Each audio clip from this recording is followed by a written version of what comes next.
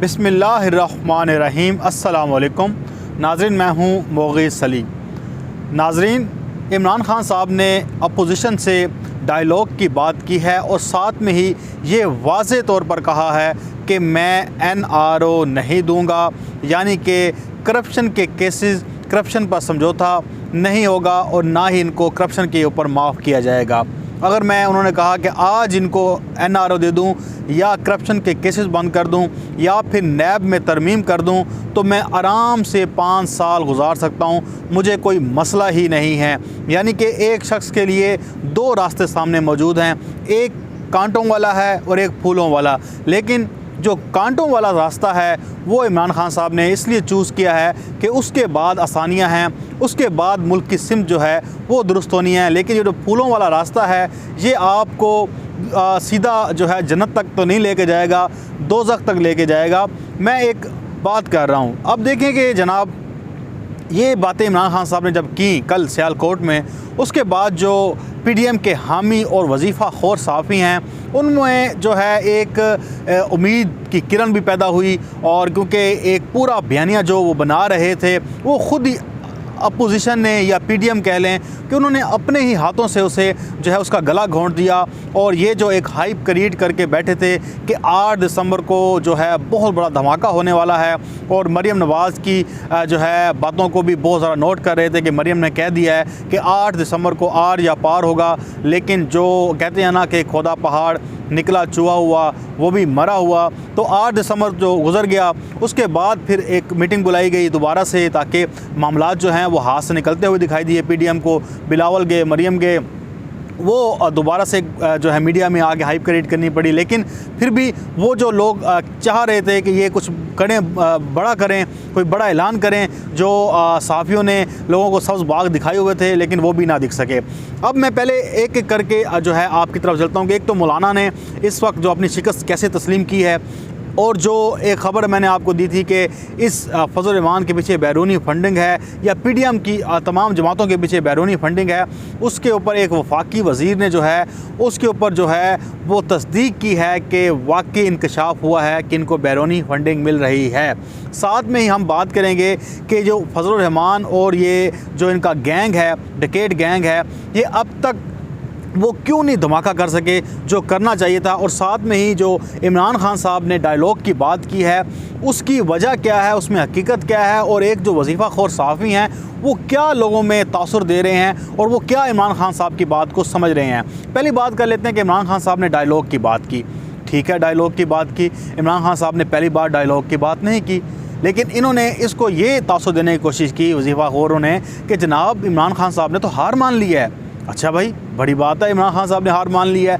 इमरान ख़ान साहब ने जब पहली बार असम्बली में ऐलान किया था, जब खिताब किया था, तो उन्होंने उस वक्त भी कहा था कि मैं आपके साथ बैठने को तैयार हूँ, लेकिन करप्शन का मामला जो है वो चलता रहेगा, बाकी आप जिस मर्ज़ी मामले में मेरे साथ बैठें। यही बात इमरान ख़ान साहब ने FATF के बिल मंजूर करते वक्त की। उन्होंने कहा करप्शन के ऊपर बात नहीं करनी, आप बाकी मेरे साथ चलें, मैं आपके साथ चलने को तैयार हूँ। देखिए, जो करप्ट नहीं है उसको क्या आपने पूछना, वो तो अपनी सियासत भी करे, ज़िंदगी भी गुजारे, लेकिन जो करप्ट है उसको तो पकड़ना है। लेकिन जब FATF में ये लोग गए तो ये तो जाके परिंदा ले आए नैब का कि इसकी 36 से 38 जो शिक्के हैं वो तब्दील कर दो। तब से इमरान ख़ान साहब ने कहा कि जब इनसे हम नेशनल डायलॉग की बात करते हैं, कोई मामला देखने की बात करते हैं, तो वो जो है ये NRO मांगते हैं। अब देखें, इमरान ख़ान साहब ने जो डायलॉग हैं वो अल्लामा खादिम हुसैन रिजवी साहब के साथ भी किए थे, हालांकि वो इस्लामाबाद पहुंच चुके थे। डायलॉग का रास्ता बंद कभी नहीं होता। इमरान ख़ान साहब ने और कई जगहों पर भी डायलॉग किए हैं, बातचीत से मामला हल करने की कोशिश की हैं, लेकिन जब ये एक तरफ NRO की जो है गर्दान लगाते हैं तो इमरान ख़ान साहब ने कहा कि ये नहीं हो सकता। लेकिन अब पाकिस्तान की बड़े बड़े अखबारात देख लें, पाकिस्तान के मीडिया चैनल देख लें, टॉक शोज़ देख लें कि इमरान ख़ान साहब ने जनाब एक शिकस्त तस्लीम कर ली है। जो हम ग्रैंड डायलॉग की बात करें, क्योंकि ये एक नैरेटिव बिल्ड कर रहे थे वजीफ़ा खोर कि जी ग्रैंड डायलॉग हो, नेशनल डायलॉग हो, तो इमरान ख़ान साहब डर गए हैं और वो एहतजाजी तरीक़ से घबराए हुए हैं, तो उन्होंने हथियार फेंक दिए। लेकिन जनाब इमरान ख़ान साहब ने अपने उसी मौक़िफ़ को दोबारा दोहराया है जो वो पहले कहते रहे हैं, इसमें कोई नई बात नहीं है। लेकिन वो आप देखें ना कि छोटी सी बात को बड़ा करके पेश करना और एक चीज़ का रुख मोड़ देना। हालांकि जो पूरा एक पैराग्राफ है इमरान खान साहब ने कहा कि भाई एक रास्ता है मुझे निकालने का, घर भेजने का, वो है पार्लियामेंट, आ जाओ मैं देख लूँगा आपको। इसी बात पे आप चलते हैं। ज़रदारी और जो फजल रहमान की आपस में डिस्कस हुई है इजलास में, क्योंकि बातें अब निकल रही हैं, ऐसा बातें इस सारी चीज़ों की निकल रही हैं और लोगों को पता चल रहा है कि अंदर होता क्या रहा, लड़ाई किस बात पे मची हुई थी। क्योंकि हम शुरू दिन से ही कह रहे थे कि ये PDM एक नहीं है, इनके अंदर बड़ी दरारें हैं, लड़ाई है। क्योंकि ये वही PDM है जिसको जो है मौलाना लीड कर रहे हैं। अब फजल रहमान दिसंबर में आए थे तो पीपल्स पार्टी नून लीग इनका साथ छोड़ गए थे। ये वही PDM है, ये वही फजल रहमान है जो आजकल बड़ी बढ़के मार रहे हैं कि हम ये गिरा देंगे, वो गिरा देंगे। तो ये पहले इस्लामाबाद आ चुके हैं और उनके साथ हाथ हो चुका है। ज़रदारी ने 26 दिसंबर का अजीब वक्त मांगा है उनसे। उन्होंने कहा है कि आप इन हाउस जो है वो तब्दीली लेकर आएँ, फिर कोई बात बनती है। तो फजल रहमान ने शिकस्त तस्लीम की। उसने कहा ज़रदारी साहब सीधी सी बात है, हमारे पास नंबर गेम पूरी नहीं है, अगर हम इन हाउस तब्दीली की बात करते हैं तो हम उसमें शिकस्त खा जाएंगे, इसलिए बराए मेहरबानी आप इस चीज़ से निकलें, इस्तीफ़े दें।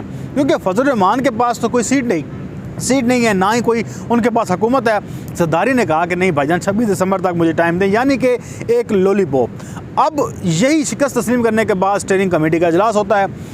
हम सुन रहे थे 8 दिसंबर को कुछ होगा, 13 को कुछ होना है। अब पता चला है कि जनवरी के आखिरी हफ्ते में इन्होंने लॉन्ग मार्च करना है। ये जी इनकी तारीख आ गई है, जनवरी के आखिरी हफ्ते में लॉन्ग मार्च करना है। लेकिन मैं आपको ये बताऊँ कि इजलास के अंदर इस बात पर भी डेडलॉक रहा। फजल रहमान की जमात कह रही थी कि वहाँ पर जाके धरना दे के बैठ जाएँ, लेकिन पीपल्स पार्टी ने और नून लीग ने कहा कि जी हम ज़्यादा दिन नहीं बैठ सकते, 2 दिन का धरना दें, इसके अलावा कोई चारा नहीं है। अब मुझे आप ये बताएं, जो बंदा 2 दिन यहाँ पे धरना देने आए वो क्या हुकूमत गिराएंगे? जिनका डेडलॉक इतना है, हर बात पे ही मसला है, इस्तीफ़े नहीं आने वाले, ये बात क्लियर है। ये लोग लॉन्ग मार्च नहीं कर सकते, ये बात क्लियर है। एहतजाज करते रहेंगे, शटल डाउन हड़ताल करेंगे, ये बात बिल्कुल क्लियर है। अगर ये लॉन्ग मार्च करते हैं तो ये इस्लामाबाद आते हैं तो इनको यहाँ से कुछ नहीं मिलने वाला। क्योंकि अब जो परसेप्शन एक जो क्रिएट की जा रही है, जो वजीफ़ा खोरों की तरफ से, और कुछ इस्लामाबाद के सहाफ़ी भी इधर उधर बैठते हैं तो वो जनाब क्या पोर्ट्रेट करते हैं, आपको असल ख़बर का पता ही नहीं है जी इजलास की। हमने कहा जी क्या ख़बर है बताएं जनाब। उन्होंने कहा जी 3 इस्तीफ़े। मैंने कहा यार ये कोई नई बात तो नहीं है, ये तो 10 बार हामिद मीर साहब कह चुके हैं, सलीम साहब कह चुके हैं, और बंदे कह चुके हैं जो आपको पता है कि जिनकी रोज़ी रोटी लगी हुई है, जिन्होंने वो बात PDM वाले नहीं कहते तो हमारे सहाफ़ी भाई आगे पहले कह देते हैं। तो मैंने कहा कि क्या मामला क्या है? उन्होंने कहा जी 3 इस्तीफ़े मांगे जाएंगे, आप देखिएगा तहलका खेज़ इंकशाफ है। मैंने कहा यार इसमें तहलका खेज़ क्या इंकशाफ आता है? 1 नहीं 2 नहीं 3 मांग लें। मैंने कहा पहले 1 का तो बंदोबस्त करें ना। जो एग्जेक्टिव ओहदे पे बैठा है इमरान खान, हाँ इमरान खान किसी का इस्तीफ़ा मांगता है तो वो अलग बात है, लेकिन आप लोगों में इतनी हिम्मत है, इतनी जुर्रत है कि आप 2 बड़े इस्तीफ़े मांग सकें, यानी कि DG ISI और कमर जवेद बाजवा साहब का।